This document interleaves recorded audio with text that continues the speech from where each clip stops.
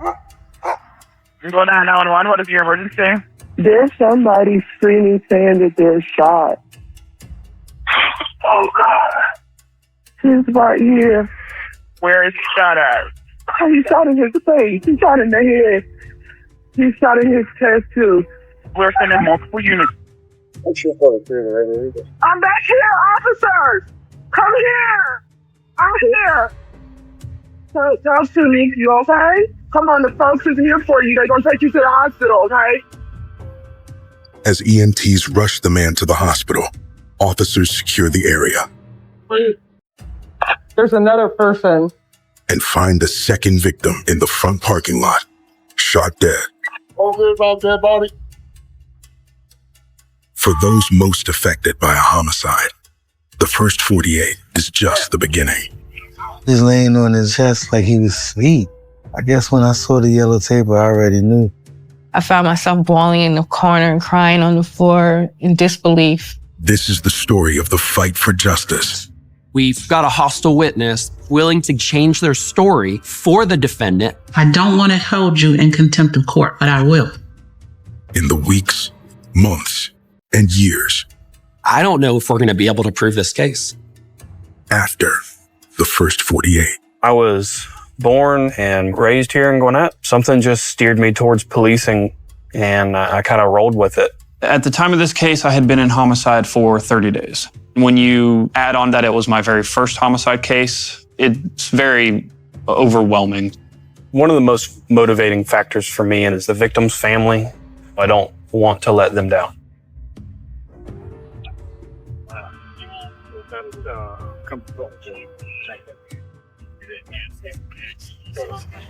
The incident location was actually in the far back right.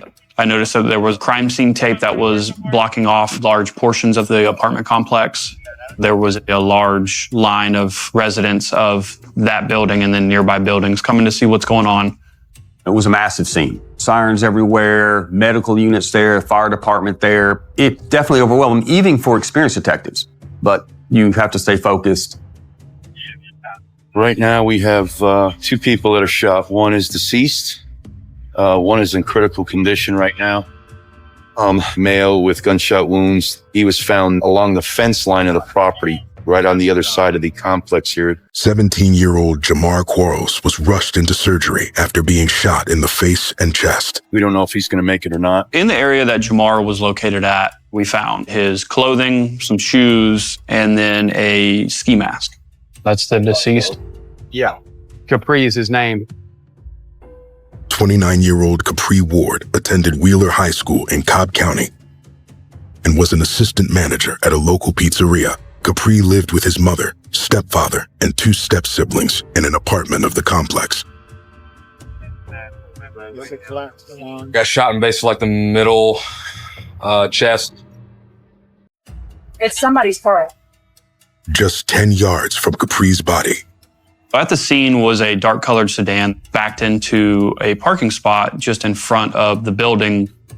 Blood on the interior door, and there's a nice big blood stain on the seat. First responders found two cell phones inside of the car. Keys were left in the car. At this point, we don't know who the killer is, but we know this car played a role in it. This was our first really big lead in the case. What was told to us, there was at least two, possibly three other males. A witness saw individuals scale the fence where Jamar Quarles was found and then flee the scene. There's shell casings and everything up there. We found one firearm at the base of the stairway of Capri's building. Rounds on the stairs coming up. There are two 9mm shell casings on the stairs. There's quite a few shell casings up here. And 16 more on the landing outside of Capri's apartment. They're all 9mm, but they're all different brands. We observed what appeared to be a firearm attachment that emits a visible laser that helps with aiming. With defects all over the place. And that door right there? Yeah, it was a gun battle, dude. We had projectiles going into one corner of the breezeway and further down on the other side. The angle in which the projectiles were actually going into the walls showed me that two individuals at minimum were on that stairwell shooting at each other. It could have been the victim that was sent to the hospital was the one that shot the decedent and vice versa. Now, why they did it, we still don't know. We got to go interview the victim's family right now. Are you Mr. Ward's father? Stepfather, yeah. Stepfather? Okay. My children came in. My daughter was crying. They said Capri was on the ground. I ran downstairs. I saw him on the ground, and Capri was laying on his chest like he was asleep. So I wanted to pick him up so bad. I guess when I saw the yellow tape, I already knew, but I was fighting it. Does he normally take his pistol with him wherever he goes? Yeah. As far as I know, yeah. And really, he wasn't supposed to be carrying it at all. He just came home from prison in January. Capri served time for misdemeanors and was released just 6 months ago. He sell weed. You said that he does sell dope. Yeah, he sell weed. But he ain't had no problem. Learning that Capri sold weed gave us an idea as to why maybe this happened to him. Right off the top of our head, probably a drug deal gone bad. Thank you, sir. Hey, mind if we step in just for a second? Daniel and Dormany speak with Capri's mother. Where was he today? He came home from work like he always does. He took a shower, got dressed. He walked out of here. It had to be sometime after 6. Okay, so he left at 6 and he was going where? I don't know. I never asked him. He was no angel, but he's been doing really good. He got his driver's license. He just bought a car. Sure. He has a job, manager's job at the pizza. Sure. All this stuff is going on around me. All these people are in my house, like detectives. They asked me a bunch of questions. And that's when I looked over to the gentleman and I asked, is my son gone? And he looked at me and he was like, yeah. And I was like, okay. I believe it was shock. I'm going to miss my son. Oh, I'm sorry. After that initial reaction, I kind of fell apart. I found myself bawling in the corner and crying on the floor in disbelief.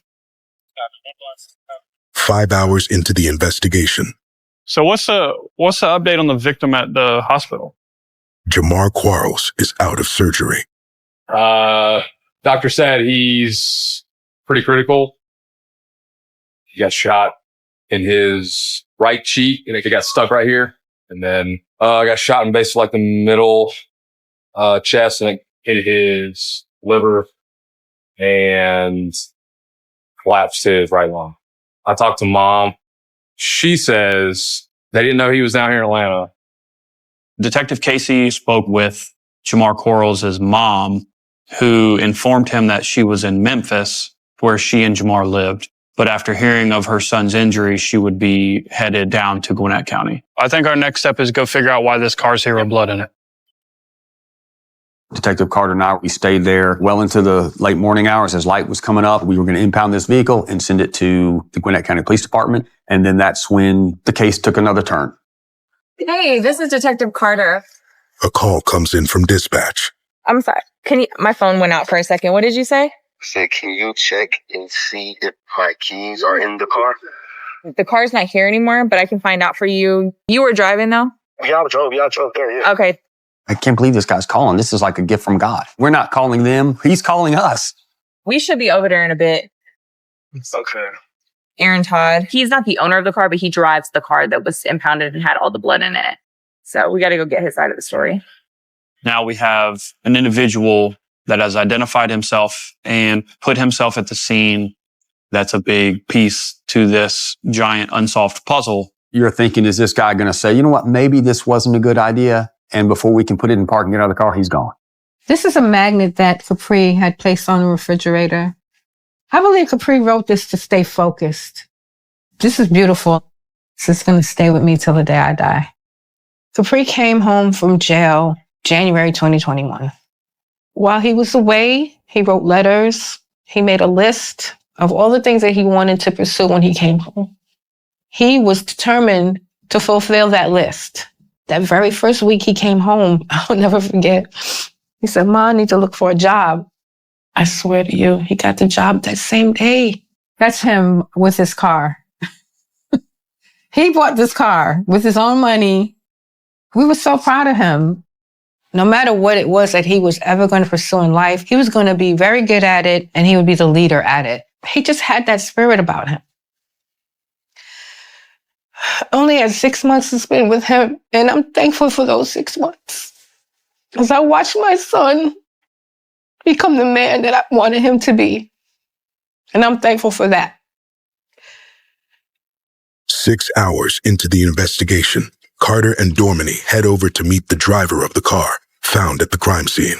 Me and Detective Carter and drove to where he wanted to meet us. It turned out that he was staying at a friend's house. That's going to be him. Aaron? So, like, what in the world is going on? You tell us. I went to Memphis last night. Memphis, Tennessee. My homeboy still out there. What's his name? Wu. He told them that he had picked up an individual named Wu and dropped him off at a park and hadn't seen Wu since then. You got Wu's number? Yeah, his phone number. There we go. That's his number right there. That's Wu's number? Yeah. Like being Zaza? Carter finds another contact in his phone. Detective Carter noticed there was some previous text message and phone calls with a individual saved in the phone as Plug Bean Zaza. The word plug in and of itself tells us that that is likely going to be a marijuana or drug dealer. Do you buy from anybody in there? I used to buy from Plug when I did. Zaza? Mm-hmm. So basically there was a shootout last night. The reason your car was so there's blood all in your car. What? Yeah. He jumped back. He was aghast. His mouth opened up. What? Who put the blood in the car? I don't know who put the blood in my car. I was there last night. He was not shocked at the homicide, but shocked that there's blood in the car. I don't know what exactly happened last night, but I do know that I need very bad. So they're going to go collect DNA and all that other stuff. As soon as it's done, I'll give you a call. We have an individual who has admitted to bringing somebody named Wu back from Memphis with him. Now, whether Wu was Jamar Quarles or another individual, we weren't sure, but we now have a connection with Memphis. 11 hours into the investigation. Again, thank you for coming up here. I know you're going through a lot.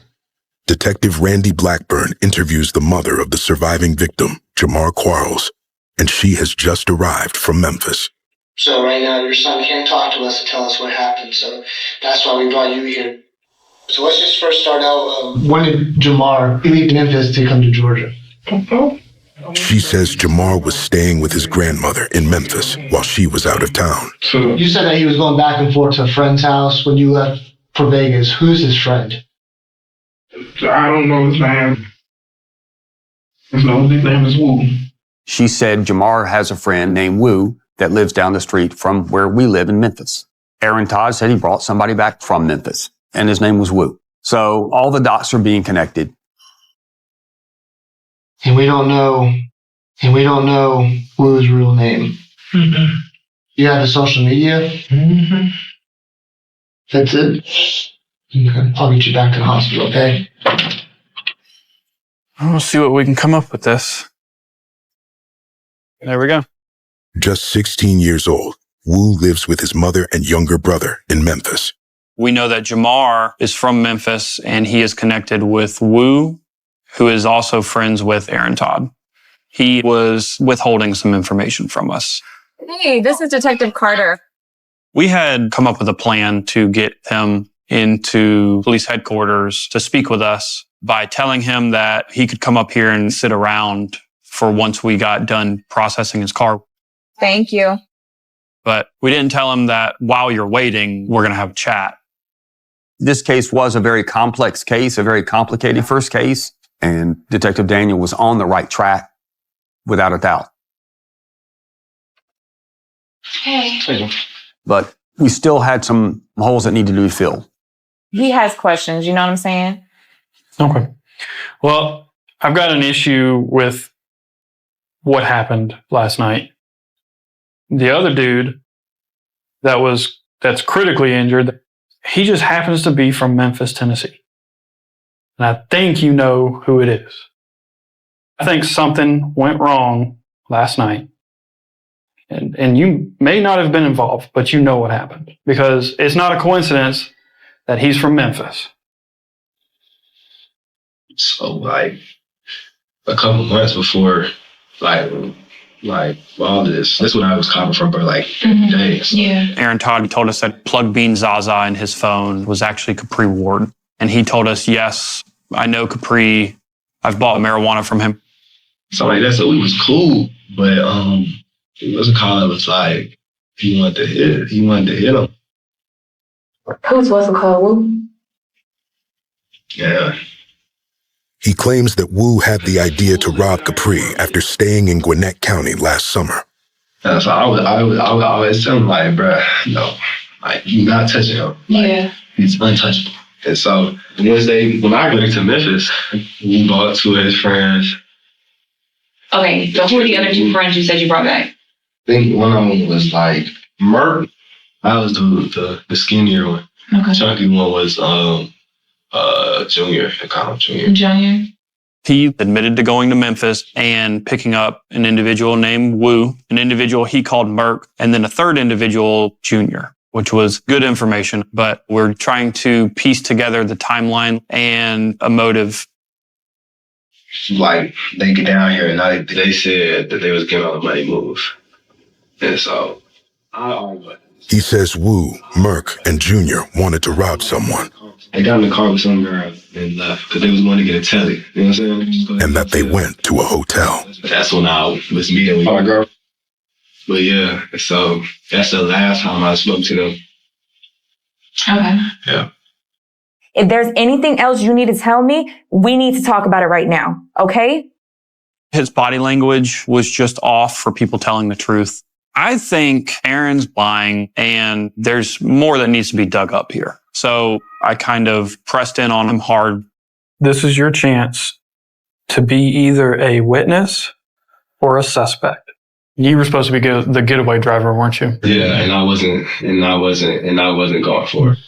18 hours into the investigation, Aaron finally admitted to being involved, but we needed him to tell us the full facts of what happened. So start from the beginning with the truth. We was at the park. My girl was saying that she wanted to meet. he says that Wu, Jamar, and Junior all rode with him to the apartment complex, and they sat in his car in the parking lot. So it was like, hey, don't that plug still? Like, you know what I mean? I'm like, nah, like, that's still a no-go. Like, I don't want no parts of this. Okay, so what happens when he gets out the car? Explain everyone's movement. This is what I know. The plan was for Wu was supposed to get out. He was coming up the stairs from this side. Mm-hmm. Him and Jamar, whatever. He now admits that the plan was for Jamar and Wu to rob Capri as he was walking up to his apartment. The individual he called Merk was identified as Jamar Quarles, which was important as far as finding the other individuals involved. Everything's coming together. And Aaron Todd is the one that is filling in the blanks for us. And Junior was supposed to come up the back, so nobody saw, you feel me? So it'd be like he couldn't go nowhere like that. When I heard the gunshots, it was just like I was just heard the gunshot. And boom, I hit the fence. I have no doubt that Aaron Todd was shocked when he heard gunshots coming from that breezeway. And panic immediately set in because he's not stupid. He knows what happened. Either his friends got shot or the victim got shot or both got shot. And I think there was this small piece of conscience telling him to just come out and tell the truth. So there's blood in your back seat. I'm curious as to how it got there. The best thing I can imagine is, boom, shootout happened. Now I know he got hit, Jamar. So they probably maybe threw him in the car, but then they couldn't find the keys or something. You know what I'm saying? Who had the gun? All three of them had one. Where are they at right now? I don't know exactly where they're at, but that's the truth. And that's what happened. Give us 1 second, okay? In Aaron's mind during the interview, he didn't pull the trigger of any of those firearms. In his mind, he had no involvement whatsoever. Stupid, bro. And because of that, he was trying to help the investigation and identify those responsible. However, when you conspire to commit a robbery, even just the planning portion of it, it's considered party to a crime. So right now you're going to be placed under arrest, okay? Based on Aaron Todd's own admittance, he was charged with aggravated assault and felony murder based on the information he provided to us. We had enough at that time to charge Wu for also aggravated assault, felony murder. We already knew who Jamar Quarles was, but we were still working on the identity of Junior at that time. All right, bye-bye. According to the hospital staff, Jamar's still considered critical. He was brought out of sedation, and apparently he didn't do too well, so they had to put him back under. And unfortunately, this is really impactful on the investigation because you can't get information from somebody that can't talk to you. 6 days later, This is Detective Daniel. Daniel gets news from the hospital about Jamar. All right, thanks. So his mom basically found out that her son got shot over an armed robbery and immediately went to the hospital and pulled him out of the hospital against medical advice. Innocent people don't run. Nope. We never said that we believe your son to be a suspect in this, but Jamar is involved in this to an extent that even his mom knows it. And he has a 3-hour head start on us. So mom goes and pulls him out of the hospital and runs back to Memphis. That's where they had family. That's where they knew that they could lay low. It's always important to get every side, every person's story. Jamar may be willing to provide more information. So there was a sense of urgency with locating them and to identify Junior. 8 days into the investigation. All right, I appreciate all the help. Thank you. So that was Memphis PD. They told me that Wu does have what appears to be a younger brother named Junior. He's 15 years old.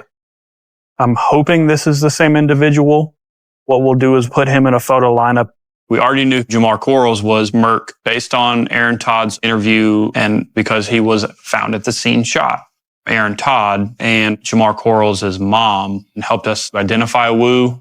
So we really needed Aaron Todd to positively identify the person who we believed to be Junior. Several weeks later, If you could just have a seat right here. after bonding out of jail, Aaron Todd arrives with his attorney. My first meeting with Mr. Todd obviously was very somber. I could tell this was the most serious thing that had ever happened to him. And my only advice was you have got to be honest. Mm-hmm. What was Detective George said? Because Aaron Todd only named them off by nicknames. It's very important to have him pick those individuals out of a photographic lineup to further show that he knows who he's talking about. I'm going to read you all this first one we look at. He positively IDs Wu, Jamar, and Junior as taking part in attempting to rob Capri. Good. Picked them all out. Thank you. Right then and there, we had enough probable cause to swear out arrest warrants against Junior. I went ahead and contacted the U.S. Marshals and let them know about the active arrest warrants for Wu, Jamar, and Junior. 3 months since Capri's murder. Gwinnett Homicide, Detective Daniel. Okay, cool. All right, thank you. Well, looks like the U.S. Marshals have arrested all 3 of my guys up in Memphis. I immediately called Capri's mom and let her know that they had been arrested, but we're informed that based on the ages of the juveniles, we were not able to interview them without their legal representation being present. It didn't bring Capri back, but I was so happy they were caught. Now they're off the streets and I want justice to be served. Now the case can move into the follow-up investigation and then prosecution. Right. From those who wear the badge to the prosecutors in the courtroom, we all have that pressure of making sure that justice is done. I like to compare it to the starting pitcher in baseball and the closing pitcher. It's my job to close the game. The biggest lead on the case was a suspect vehicle that was found, and he immediately was interviewed. his interview, explains that he drives up to the Memphis, Tennessee area to pick up 3 people. Who are our main players? Aaron Todd identified Marion Boyland as one of the people he drove from Tennessee. And that would be Wu. Correct. One of the defendants, Jamar Quarles, was found at the crime scene. Lastly, Aaron Todd says he also picks up Wu's younger brother, who is Theus Hobson. Junior Theus Hobson. Correct. I was very concerned about the evidence because what we had was Aaron Todd's testimony, but we needed some other evidence.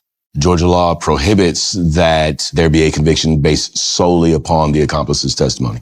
There must be some form of evidence to corroborate what the testifying witness has to say. If this is all we have is just Aaron Todd's interview and we don't have anything else, I don't know if we're going to be able to prove this case. There was a very interesting break that came after this murder. When I got the file, I did see a note that the federal government, through the ATF, had investigated this case. A Taurus G2C firearm was recovered in a completely separate incident. That Taurus hits as being used in this crime scene. The Gwinnett County Police Department responded to a domestic disturbance call. A firearm was collected. That firearm actually is linked to the murder of Capri Ward. The next step was, of course, how we were going to connect it to one of the defendants in this case. The 2 cell phones that were found inside Aaron Todd's vehicle, one of the cell phones clearly belongs to Jamar Quarles. There was videos on the cell phone of him with a face mask holding a Taurus G2C firearm. Having not only the shell casings match the gun, but having the video showing that same or similar looking firearm in that video certainly was corroborative evidence in this case.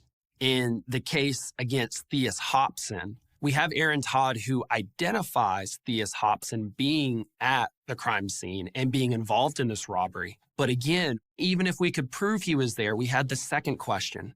What was his role in this robbery? Mere presence is insufficient. But also, Mr. Hobson's DNA was found at the crime scene, is that right? It was found on a piece of a firearm, a tack laser, that was sitting right next to multiple shell casings. It showed he was likely one of the shooters. Jamar Quarles, we had him at the crime scene. Theus Hobson, we had his DNA on a piece of a firearm.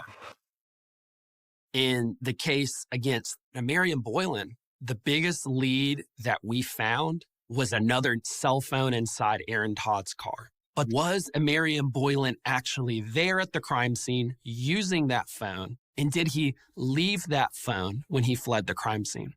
The last person the user of this phone was messaging was a female, and the user of that phone sent a screenshot to her showing where that user of the phone was, and it showed the person who sent that message was at the crime scene.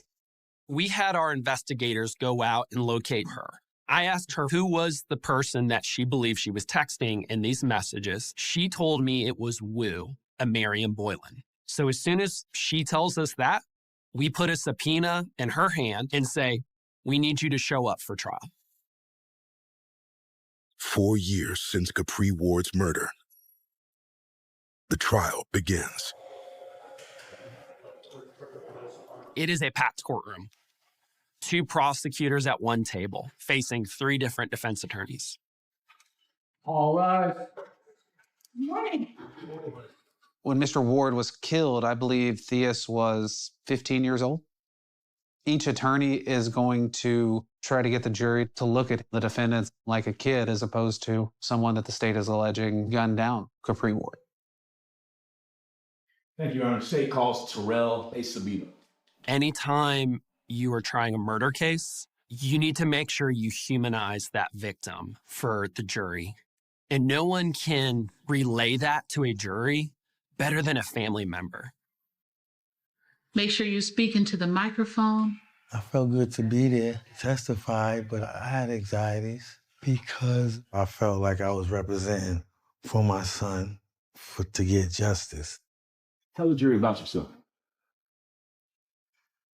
He was a people's person. He got a lot of love. He was loved. Hearing the testimony of a loved one is always tough. Mr. Acevedo talked about the Slim Jims that his son loved. It's the different little innocuous details. It brings a tear to your eye. I want to make sure that the jury sees and feels the same thing that I hear, see, and feel. I looked at the officer and I'm like, why you're not resuscitated? For that moment, he just gave me a look. I knew that he was expired. I want these defendants to see that you took something from us that we'll never get back. I want the jury to see who lost a child to murder. The state calls the woman Emarion was texting the night of the murder. State, call your next witness. State call. To get this evidence in, we actually needed her to come in and testify as to who she was texting the night of this murder. She was an important witness in this case. Do you swear or affirm the testimony you're about to give in this case will be the truth, the whole truth, and nothing but the truth? So help you God. Yes. She was not thrilled about showing up. We didn't know what exactly she would say when she got on the stand. So you were shown some messages when you met with the investigator, correct? Yeah. Do you admit or deny that you were asked, Emarion, he is the person you would have been messaging there, and you saying, yeah? I deny that. When I asked her who she was messaging, she played the I don't remember hand. I knew she wasn't being truthful. Do we need to send the jury out? Yes. When you've got a hostile witness, that's kind of a sick feeling you have as a prosecutor because they're not telling the truth and showing that they were willing to get up and change their story for the defendant. Do we need to send the jury out? Yes, sir. Pardon? Wait, the door is closed. She denied knowing about Mr. Boylan's presence, and she denied the text messages exchange about Emarion's locations in 2021 between the two of them. Miss, the court admonishes you are under oath. You can be held in contempt for being untruthful. She told law enforcement who she was texting before she had that subpoena, and I had her recorded statement of what she said, when she said it. The 8:02 mark? So we sent the jury out and confronted her with her tapes. You said Emarion is a Wu, just to make sure I'm clear on that. Yeah. Gotcha. And you were messaging him, he would have been the person messaging there? Yes. Pausing at 8:34. I'm going to ask you again. Do you admit or deny that you said yes? Yes. Okay. Is it your intent to tell the truth in front of this jury? Yes. Thank you. Judge, we're ready to bring the jury back in. All right. With her testimony, she might be trying to say things that might help the defense, and that's not necessarily always a great thing. This is not going to help our case. And I will remind you again, I don't want to hold you in contempt of court, but I will. Given her second chance, she then started to admit to texting with Wu, Mr. Boylan. That's a screenshot of maps. Is that fair to say? Yes. That's sent from Wu, correct? Yes. It was Emarion who was texting her on the night of the murder, 30 minutes before the murder. That put Emarion at the crime scene. Having her admit under oath that she did in fact say something she didn't want to say on the stand, that's impactful for a jury. Judge, let us know whenever you'd like us to bring Mr. Todd in. You can bring him in now. At the end of day 2, Aaron Todd takes the stand. We had corroborating evidence, but the jury is going to want to know what in fact happened during this murder. I explained to him, nobody can guarantee you some sort of a deal on the front end. You have to do this blindly.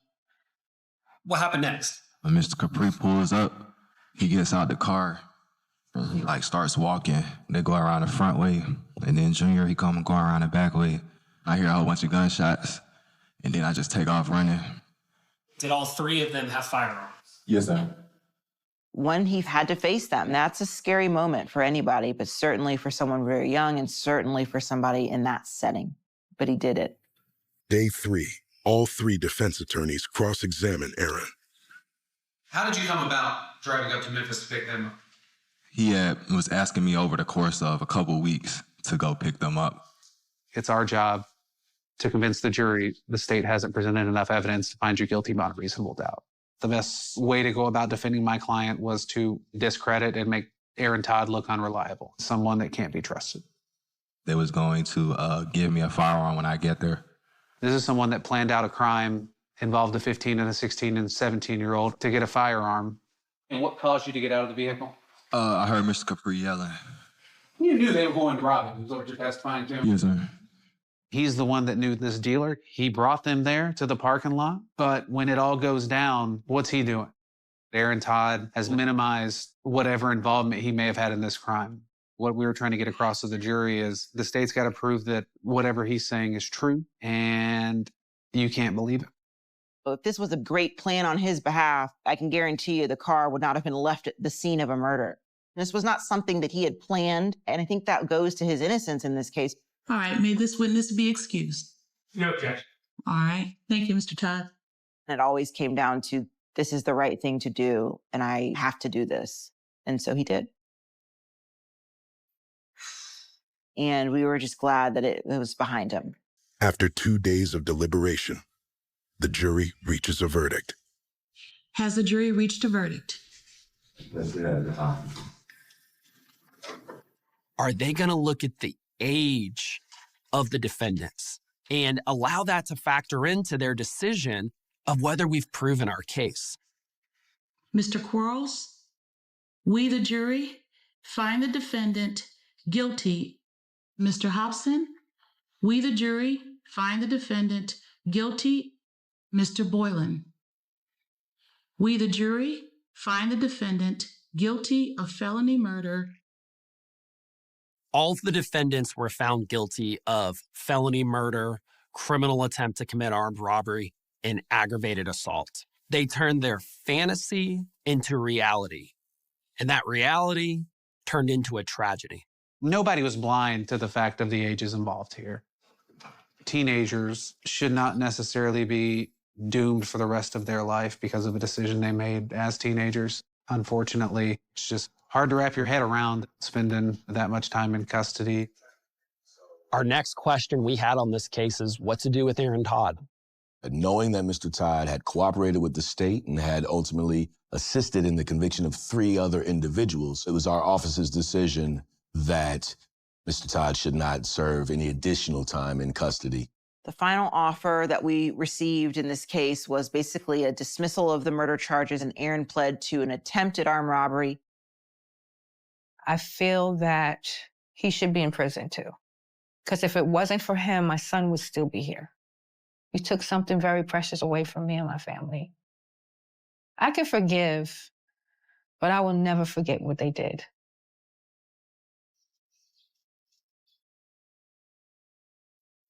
Big business. Keep going up. Keep going up. I believe you. You can do it. I just miss him. His energy, his spirit, his smile, his jokes, his laugh. He loved his mother. He loved everybody, but you know he loved his mother. He's missed. I didn't know how much I loved him. There's not a day that goes by that I don't look at that picture. And it just reminds me of a time when I was able to hold him. He comes to me in dreams all the time, but he's always a little boy. Funny, running around, free. That's Capri now. I'm never going to forget him. But I know he's always in my heart.